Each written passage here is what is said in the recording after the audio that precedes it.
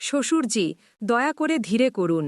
যদি শাশুড়িমা বেঁচে থাকতেন তিনি মারা যেতেন। আমি বারবার বলছিলাম, কিন্তু শ্বশুরজি আমার একটি কথাও শুনলেন না। যা কিছু তার মনে ছিল সেদিন শ্বশুরজি আমার সাথে সব করে ফেললেন। শেষ পর্যন্ত এটা কিভাবে হলো আমি আপনাদের সব বলবো।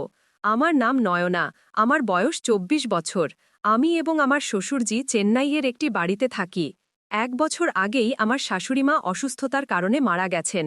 তার মৃত্যুর পর থেকে শ্বশুরজি খুবই বিষণ্ণ হয়ে পড়েছিলেন। তিনি দৈনন্দিন সব কাজ ছেড়ে দিয়েছিলেন এবং বেশিরভাগ সময় বাড়িতেই নিঃশব্দে বসে থাকতেন। আমার স্বামী কয়েক বছর আগে একটি দুর্ঘটনায় মারা গিয়েছিলেন এবং তখন থেকে আমি বিধবা হয়ে শ্বশুরজির সাথে থাকছি। বাড়ির সব দায়িত্ব আমার উপর এসে পড়েছিল।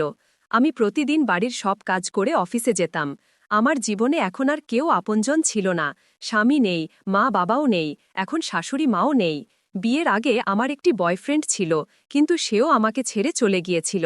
সেই ঘটনার পর ভালোবাসার মতো জিনিসের উপর থেকে আমার বিশ্বাসই উঠে গিয়েছিল। দেখলে মনে হতো আমার জীবনে শুধু অন্ধকারই ছেয়ে গেছে। শ্বশুরজির দুঃখ আমাকে খুবই পীড়া দিত। আমি চাইতাম তিনি আবার আগের মতো হাসিখুশি জীবনযাপন করুন। আগে তিনি তার বন্ধুদের সাথে দেখা করতেন, তাদের সাথে ঘুরতেন, কিন্তু শাশুড়ি মায়ের মৃত্যুর পর থেকে তিনি বাইরে যাওয়াই বন্ধ করে দিয়েছিলেন। সবচেয়ে বেশি হলে কোনায় সবজি কিনতে যেতেন, বাকি সময় টিভি দেখতেন। ক্রাইম স্টোরি তার প্রিয় প্রোগ্রাম ছিল। যখন আমি অফিস থেকে ফিরতাম তাকে সেখানেই প্রোগ্রাম দেখতে পেতাম। আমার কখনোই সেই প্রোগ্রাম পছন্দ হয়নি, কারণ সেখানে প্রতিবারই কোনো মেয়ের সাথে কিছু খারাপ ঘটত। আমি সবসময় ভাবতাম, আমি কি তাকে আবার আগের মতো বানাতে পারব? কি কোনো উপায় আছে যার মাধ্যমে তার জীবনে আবার রং ফিরিয়ে আনতে পারি? এক রাতের কথা, প্রায় ২টায় আমি পানি পান করতে উঠলাম। শ্বশুরজি ওপরের ঘরে ঘুমাতেন, আমি নিচের ঘরে ছিলাম। এমন সময় ওপর থেকে কিছু পড়ার শব্দ পেলাম। বাড়িতে সম্পূর্ণ অন্ধকার ছিল। আমি চমকে গেলাম। যদি আমি সরাসরি ওপরে চলে যেতাম শ্বশুরজি হয়তো জেগে যেতেন বা ভয় পেতেন। তাই আমি ধীরে ধীরে কোনো শব্দ না করে ওপরের দিকে গেলাম। দরজা একটু খোলা ছিল। আমি হালকা করে ধাক্কা দিয়ে ভিতরে তাকালাম। ভিতরে যা দেখলাম তা দেখে আমি হতবাক হয়ে গেলাম। শ্বশুরজি মোবাইলের টর্চ জ্বালিয়ে রেখেছিলেন এবং তার প্যান্ট সম্পূর্ণ নিচে ছিল। তার এক হাতে লম্বা একটি গাজর ছিল এবং অন্য হাতে মোবাইল। তিনি মোবাইলে ভিডিও দেখতে দেখতে সেই গাজরটি সামনে পিছনে করছিলেন। সম্ভবত সেই সময় বিছানার পাশে রাখা পানির গ্লাসটি তার হাতে লেগে পড়ে গিয়েছিল, কিন্তু তিনি সেই শব্দও শুনতে পেলেন না। তিনি এতটাই মগ্ন ছিলেন যে দরজা খোলার শব্দও শুনলেন না। শ্বশুরজি ভিডিও দেখতে দেখতে গাজরটি জোরে জোরে নাড়াচ্ছিলেন। সত্যি বলতে আমাকে সেখান থেকে চুপচাপ চলে যাওয়া উচিত ছিল, কিন্তু তাকে এমন করতে দেখে আমার একটা অদ্ভুত অনুভূতি হলো। তাই আমি সেখানেই দাঁড়িয়ে রইলাম এবং কোনো শব্দ না করে তাকে দেখতে লাগলাম। কিছুক্ষণ পর তিনি আরও জোরে নাড়ানো শুরু করলেন। তার মুখে বিভিন্ন রকমের ভাব স্পষ্ট দেখা যাচ্ছিল। তারপর অল্প সময়ের মধ্যেই তিনি গভীর শ্বাস নিলেন এবং সেই গাজর থেকে সাদা রঙের পানি বেরোতে লাগল, যেন কোনো পাইপ থেকে ফোয়ারা বের হচ্ছে। পানি বের হওয়ার পর তিনি শান্ত হয়ে গেলেন, মোবাইল পাশে রেখে দিলেন এবং সেভাবেই শুয়ে পড়লেন। আমি ধীরে ধীরে সেখান থেকে সরে গেলাম এবং নিচে আমার ঘরে চলে এলাম। নিচে এসে যা দেখলাম এবং অনুভব করলাম তা বিশ্বাস করতে পারছিলাম না যে শ্বশুরজি এমন করতে পারেন। কিন্তু তারপর ভাবলাম যে এটা তো স্বাভাবিক, এতে বেশি কিছু ভাবার নেই। শ্বশুরজি একজন পুরুষ এবং যদি একজন পুরুষের শারীরিক ইচ্ছা পূরণ না হয় তাহলে এতে কি অন্যায় আছে? কোনো মেয়েকে শোষণ করার চেয়ে এটা তো ভালো নাকি? এমন ভেবে আমি এটাকে একদম ঠিক মনে করলাম। আমি আরও ভাবছিলাম যে ১.৫ বছর হয়ে গেছে, তিনি কিছুই করেননি, তাহলে তার ইচ্ছা তো থাকবেই, এতে খারাপ কি? এখন যদি তিনি কোনো নারীর শরীর পাচ্ছেন না তাহলে হাতেরই সাহায্য নিতে হবে নাকি? তিনি এতে আর কি করবেন? এই ভাবতে ভাবতে আমার মনে এই চিন্তা এলো যে এখন এর দ্বিতীয় উপায় কি? তখনই হঠাৎ আমার মনে পড়ল যে শ্বশুরজি তাদের গাজর নাড়ানোর সময় খুব খুশি দেখাচ্ছিলেন। আমি তাদের কখনো এত খুশি দেখিনি। তারপর আমার বিশ্বাস হলো এবং বুঝতে পারলাম যে শ্বশুরজি কি চান। এটাই সেই এক জিনিস যা তাদের আগের মতো আবার খুশি করতে পারে। আমি অনেকক্ষণ ধরে এই নিয়ে ভাবছিলাম যে আমি শ্বশুরজিকে কিভাবে খুশি রাখতে পারি। আমার কোনো উপায় মাথায় আসছিল না। যদি তাদের জীবনে অন্য কোনো মহিলা চলে আসে তাহলে তারা কত খুশি হবেন, এই ভাবতে ভাবতে আমি ঘুমিয়ে পড়লাম। পরের দিন সকালে শ্বশুরজি স্নান করতে গেলে আমি নাস্তা বানাচ্ছিলাম। হঠাৎ আমার কালকের দৃশ্য মনে পড়ল এবং মনে চিন্তা এলো যে একবার দেখি শ্বশুরজি মোবাইলে কোন ভিডিও দেখেন। সকালের সময় ছিল, শ্বশুরজি বাথরুমে ছিলেন এবং আমি রান্নাঘরে চা বানাচ্ছিলাম, কিন্তু আমার মন বারবার সেই রাতের দৃশ্যে চলে যাচ্ছিল। আমি এখন তাদের একাকিত্ব বুঝতে শুরু করেছি। একজন মহিলা যখন একা হয় তখন সবাই তার দুঃখ বোঝে, কিন্তু একজন পুরুষ যখন একা হয় তখন তাকে শুধু শক্ত থাকতে হয়। ভেতর থেকে কতটা ভেঙে পড়েছে তা কেউ জিজ্ঞাসা করে না। আমি আস্তে করে শ্বশুরজির মোবাইল তুলে নিলাম। মোবাইল লক করা ছিল না। হিস্ট্রি খুললাম। তাহলে কিছু ভিডিও দেখলাম, কিছু ঠিক যেমন আমি রাতে দেখেছিলাম, কিন্তু তাদের মধ্যে কোনো জোড়াজড়ি বা অশ্লীল কথা ছিল না। সবগুলিতে কনসেন্ট, সফটনেস এবং ইমোশন ছিল। আমি অবাক হলাম, হয়তো তারা শুধু শারীরিক নয়, আবেগগত সংযোগও চাইছিলেন। সেই দিনই আমি প্রথমবার তাদের জন্য আমার হাতে করে লাঞ্চ বানালাম, একটু বেশি ভালোবাসা দিয়ে। যখন তাদের পরিবেশন করলাম তখন তারা মাথা তুলে আমার দিকে তাকালেন। অনেক দিন পর তাদের চোখে একটু আলো ছিল। নয়না, তুমি খুব ক্লান্ত হয়ে যাও, একটু বিশ্রামও করে নাও, তারা বললেন। আমি হাসলাম, আপনার জন্য যা করি তা ক্লান্তি মনে হয় না। তারা কিছু বললেন না, শুধু একটি দীর্ঘশ্বাস ফেললেন। হয়তো তাদের মনেও কিছু চলছিল। সেই রাতে আমি নিজেকে প্রশ্ন করলাম, আমি কি তাদের আবার বেঁচে থাকার কারণ দিতে পারি? এবং সেই কারণ কি আমি নিজেই হতে পারি? এই প্রশ্নগুলিতে ঘেরা আমি সেই রাতে ঘুমিয়ে পড়লাম। পরের দিন সকালে আমি রান্নাঘরে চা ফুটাচ্ছিলাম, কিন্তু আমার মন সেখানে ছিল, ওপরের ঘরের দিকে। শ্বশুরজি স্নান করতে গিয়েছিলেন এবং তাদের মোবাইল নিচে টেবিলে রাখা ছিল। হৃদয় দ্রুত স্পন্দিত হচ্ছিল, কিন্তু হাত নিজে থেকেই সেই ফোনের দিকে বাড়ল। ফোন আনলক ছিল।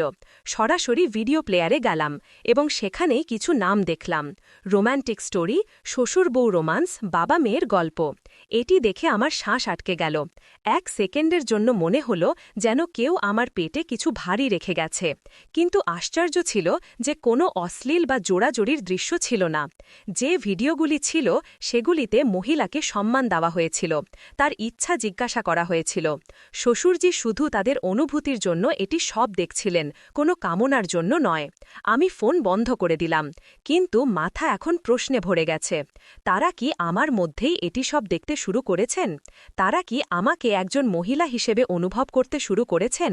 এবং সবচেয়ে বড় প্রশ্ন, আমি কি তাদের জন্য কিছু অনুভব করতে শুরু করেছি? সেই সন্ধ্যায় যখন আমি অফিস থেকে ফিরলাম, শ্বশুরজি সব সময়ের মতো টিভির সামনে ছিলেন। আমি গিয়ে তাদের হাত স্পর্শ করলাম। আপনি আজ কিছু খেয়েছেন কি? তারা চমকে না গিয়ে শুধু বললেন, তোমার হাত খুব গরম, সব ঠিক আছে তো? আমি প্রথমবার তাদের চোখে সরাসরি তাকালাম। না, কিছু ঠিক নেই। তারা একটু ঘাবড়ে গেলেন। কি হয়েছে? আমি বললাম, কাল রাতে আমি আপনাকে দেখেছিলাম। ওপরে একদম নিস্তব্ধতা ছড়িয়ে পড়ল। তাদের মুখ থেকে রক্ত সরে গেল। তারা মৃদু স্বরে বললেন, আমি ক্ষমা চাইছি বেটা। আমি তাদের কথা মাঝেই কেটে দিলাম। আপনাকে আমার কাছে ক্ষমা চাইতে হবে না। এখন তারা আমার চোখে তাকানোর সাহস পাচ্ছিলেন না। আমি আস্তে করে তাদের হাত ধরে বললাম, আপনি মানুষ এবং মানুষের প্রয়োজন আছে। আমি বুঝতে পারি শ্বশুরজি, এবং হয়তো আমি একা নই এখানে যে এই সব অনুভব করছি। তারা চমকে আমার দিকে তাকালেন। আমি হেসে বললাম, আমরা দুজনেই একা। আমরা কি একে অপরের সহায় হতে পারি না? এক মুহূর্তের জন্য তারা সম্পূর্ণ নীরব হয়ে গেলেন। তারপর খুব মৃদু কণ্ঠে বললেন, নয়না, এই পথ খুব কঠিন। লোকেরা কি বলবে? আমি তাদের আঙুল আরও শক্ত করে ধরে বললাম, লোকেদের বাঁচতে হবে না, আমাদের বাঁচতে হবে। সেই সন্ধ্যায় যখন আমি তাদের হাত ধরলাম তখন তারা ঝটকা করে সরিয়ে নিলেন না, বরং কয়েক সেকেন্ডের জন্য থেমে গেলেন। তাদের হাতের তাপ আমার আঙুলের সাথে কথা বলছিল। আমার ঠোঁটে হালকা হাসি ছিল, কিন্তু হৃদয় দ্রুত স্পন্দিত হচ্ছিল। তারা কিছু বলতে যাচ্ছিলেন, কিন্তু শব্দ যেন গলায় আটকে গেল। আমি আস্তে করে বললাম, সত্যি বলুন, যখন সেই দিন আপনি আমাকে প্রথমবার শাড়িতে দেখেছিলেন তখন কি আপনার কিছু অনুভূতি হয়েছিল? তিনি চোখ নিচু করলেন, তারপর খুব ধীরে বললেন, প্রতিদিন নয়না, প্রতিদিন। আমি নিজেকে থামাই, কারণ তুমি আমার ছেলের। আমি তাদের মুখ আমার হাতের তালুতে নিলাম। আমি এখন শুধু কারো বিধবা নই, আমিও একজন মানুষ, একজন নারী, আর এখন আমি শুধু একা থাকতে চাই না। তিনি আমার চোখে তাকিয়ে কিছু খুঁজছিলেন, হয়তো অনুমতি, হয়তো ক্ষমা। আমি এগিয়ে গিয়ে তার হাত আমার পেটের ওপর রাখলাম। এখানে এখানে এখন কোনো বোঝা নেই। এখন যাই হোক তা নিজের ইচ্ছায় হবে। তিনি কম কম পেয়ে গেলেন। নয়না, তুমি। আমি আবার তার কথা কেটে দিলাম। এখন তুমি নও, শুধু আমরা। আমি প্রথমবার তার বুকের সাথে লেগে আমার মনের সব বোঝা ঝেড়ে ফেললাম। রাত 11:30 বাজে, বাড়ির লাইট নিভে গিয়েছিল। আমরা দুজন নিঃশব্দে নিজ নিজ ঘরে ছিলাম, কিন্তু ঘুম ছিল না আমার না তার। কিছুক্ষণ পর ওপরে থেকে তার পায়ের শব্দ এলো। দরজা খুলল না, শুধু একটু টোকা। আমি দরজা খুললাম। তিনি সেখানেই দাঁড়িয়েছিলেন, একটি সাদা কুর্তা, চপ্পল ছাড়া, যেন কিছু বলতে এসেছেন আর পথে ভুলে গেছেন। আমি কিছু না জিজ্ঞাসা করে তাকে ভিতরে রাখলাম। ঘরে শুধু একটি ছোট নাইট লাইট চলছিল। আমি ধীরে জিজ্ঞাসা করলাম, চা বানাই? তিনি বললেন, আজ কিছু অন্য চাই, গরম, আত্মীয়তার। আমি উত্তর না দিয়ে তার আঙুল ধরে তাকে বিছানার দিকে নিয়ে গেলাম। তার হাত কাঁপছিল। আমি বললাম, ভয় পাবেন না। আমি চাই আজ আপনি শুধু নিজের জন্য বাঁচুন। আমি তার মুখে হাত বুলালাম। বুড়ো ভাঁজে এক ব্যথা ছিল, একাকিত্বের, অপরাধবোধের আর কোথাও লুকিয়ে থাকা আশার। আমি তাকে আমার দিকে টেনে নিলাম। প্রথমবার আমাদের শ্বাস একে অপরকে অনুভব করছিল। তার ঠোঁট আমার কপালে ছুঁয়ে থেমে গেল। তারপর বললেন, নয়না, যদি আমি পথভ্রষ্ট হই? আমি চোখ বন্ধ করে বললাম, পথভ্রষ্ট হওয়াও মাঝে মাঝে প্রয়োজন, জীবন আবার অনুভূত হয়। ঘরটি ছোট ছিল। দেয়ালে অর্ধেক জ্বলা বাল্বের হালকা হলুদ আলো ছিল, যা সবকিছুকে নরম করে দিচ্ছিল। ঘরে নিস্তব্ধতা ছিল, কিন্তু আমাদের ভিতরে অনেক শোরগোল হচ্ছিল। শ্বশুরজি আমার সামনে দাঁড়িয়েছিলেন। তার চোখে সংকোচ ছিল, কিন্তু হাতে এক অজানা অস্থিরতা। আমি ধীরে তার কুর্তার বোতামে আঙুল রাখলাম। যদি আপনি চান, না বলতে পারেন। তিনি কিছু বললেন না, শুধু একটি নিঃশ্বাস ফেললেন এবং চোখ বন্ধ করলেন। প্রথম বোতাম খুলল, তারপর দ্বিতীয়, তারপর তৃতীয়। তার বুকের কুচকানো ত্বক আমার সামনে ছিল, কিন্তু তাতে দুর্বলতা ছিল না, তাতে একাকিত্বের গল্প লুকিয়েছিল। আমি হালকা করে আমার হাত তার বুকের ওপর রাখলাম। তিনি কেঁপে উঠলেন। আপনি কাঁপছেন? আমি ধীরে বললাম। তিনি ধীরে আমার হাত ধরে বললেন, তোমার কাছে আসা কি গুনহা নয়? আমি তার চোখে তাকিয়ে উত্তর দিলাম, তাহলে হ্যাঁ, যদি ভালো। আমি এই গুণা প্রতি রাত করতে চাই। আমি আমার শাড়ির পিন খুলে দিলাম। কাঁধ খুলে গেল, আর তার হাত নিজে থেকেই সেখানে গিয়ে ঠেকল। তার বুড়ো আঙুল আমার গলার রেখা স্পর্শ করল। তোমার গন্ধ, তিনি ধীরে বললেন। অনেক দিন পর কোনো মানুষের গন্ধ অনুভব করছি। এখন তার ঠোঁট আমার গলায়। ধীরে ধীরে কাঁপতে কাঁপতে তিনি আমার ত্বক অনুভব করছিলেন, যেন আমার একাকিত্বের প্রতিটি কোণ থেকে পান করতে চাইছেন। আমি তার পিঠে হাত বুলালাম, পাতলা, বাঁকা, কিন্তু শক্তিশালী। আপনার বোঝা এখন আমার, আমি কানে বললাম। আমরা বিছানায় এসে গিয়েছিলাম। আমার শাড়ি এখন আমার কোমরে ঝুলছিল, তার কুর্তা অর্ধেক খোলা। শ্বাস একে অপরের মধ্যে জড়িয়ে গিয়েছিল। তিনি আমার সিথি চুম্বন করলেন। তোমার চুল, তোমার হাত, যেন এক সম্পূর্ণ কবিতা। তিনি ফিসফিস করলেন এবং তারপর কিছু না বলে আমার কোমরের কাছে তার হাতের তালু সরালেন। আমি হালকা করে নিঃশ্বাস ফেললাম।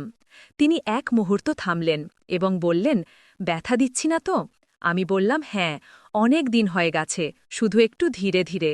শ্বশুরজি, আমি চোখ বন্ধ করে বললাম, আপনি যতটা একাকিত্ব দিয়েছেন, এখন ততটাই ভালোবাসা দিন, সব ঠিক হয়ে যাবে। তার আঙুল এখন আমার পিঠে।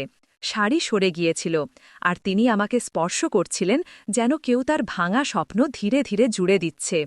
রাত স্থির হয়ে গিয়েছিল, আর আমরা দুজন ভাসছিলাম মুহূর্তের উষ্ণতায়, শ্বাসের সীমানায়। কোনো তাড়া ছিল না, কোনো ভয় ছিল না, শুধু দুটি দেহ আর দুটি অসম্পূর্ণ আত্মা একে অপরের মধ্যে গলে যাচ্ছিল। সকাল 4:30 বাজে। আমি তার বুকের ওপর মাথা রেখে শুয়েছিলাম। তিনি আমার চুল স্পর্শ করছিলেন। এখন তুমি কি বলবে? তিনি জিজ্ঞাসা করলেন। আমি হালকা হাসি দিয়ে বললাম, যাই বলি না কেন, আমি এখন আর একা বলে পরিচিত হব না। সকালের হালকা রোদ্দুর জানালায় ছড়িয়ে বিছানায় এসে পড়ছিল।